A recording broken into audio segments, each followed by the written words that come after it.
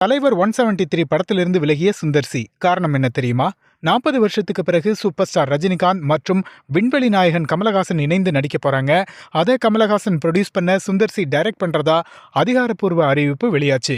அப்ப எப்படியும் ஒரு ஏஐ ஃபிளாஷ்பேக், காமெடி, லவ், ரிவெஞ்சுன்னு நிறைய விஷயங்கள் இருக்கும்னு பல விதங்கள்ல ரசிகர்கள் மத்தியில பெரும் எதிர்பார்ப்பை ஏற்படுத்தியிருந்த தலைவர் 173 படத்துல இருந்து திடீர்னு விலகிறதா சுந்தர் சி அறிக்கை வெளியிட்டிருக்காரு. இதை கேட்டதும் ரசிகர்கள் மொத்தமா உடைஞ்சு போயிட்டாங்க. சுந்தர் சியோட இந்த முடிவோட பின்னணியில என்ன நடந்துச்சு? தயாரிப்பு தரப்புல இருந்து ஏதாவது அழுத்தம் வந்துச்சா? கதை ரஜினிக்கும் கமலஹாசனுக்கும் பிடிக்கலையா? அல்லது யாருக்கு கேரக்டர்ல முக்கியத்துவம் அப்படிங்கிற கிளாஸ் ஆச்சா அப்படின்னு கேள்வி எழுப்ப ஆரம்பிச்சிட்டாங்க ரசிகர்கள்.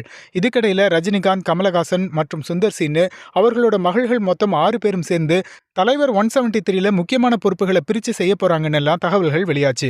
இப்ப கம்ப்ளீட்டா படத்துல இருந்து விலகி இருக்காரு சுந்தர் சி. அப்படின்னா தலைவர் 173 படம் டிராப் ஆகுமா அல்லது வேறு ஒரு இயக்குனரை வச்சு படம் மறுபடியும் ஸ்டார்ட் ஆகுமான்னு பொறுத்திருந்து தான் பார்க்கணும்.